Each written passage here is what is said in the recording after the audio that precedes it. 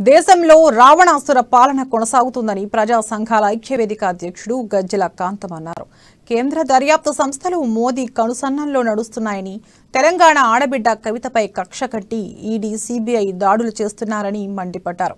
BJP పాలిత రాష్ట్రాల్లో ED దాడులు లేవని ప్రశ్నించారు.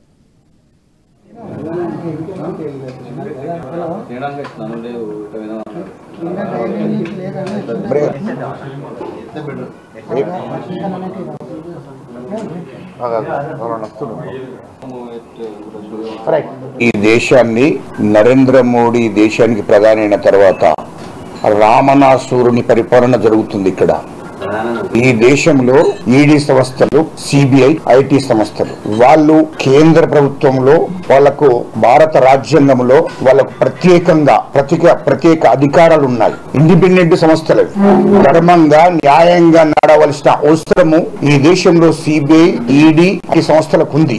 కానీ అధర్మంగా నడుస్తున్నారు. నరేంద్ర మోడీ గారికి అమూషకు ఏజెంట్లుగా పనిచేస్తున్నారు. కేంద్ర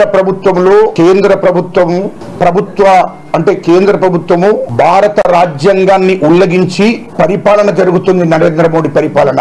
ఇలా ఈడీ సంస్థలు కూడా, సిబిఐ, ఈడీ అవి కూడా భారత రాజ్యాంగం ఉన్నటువంటి పరిధిలో నడుస్తలేవు. భారత రాజ్యాంగాన్ని ఉల్లంఘించి ఈ ఈడీ సంస్థలు, సిబిఐ సంస్థలు నడుస్తున్నాయి. ఇది కరెక్ట్ కాదు.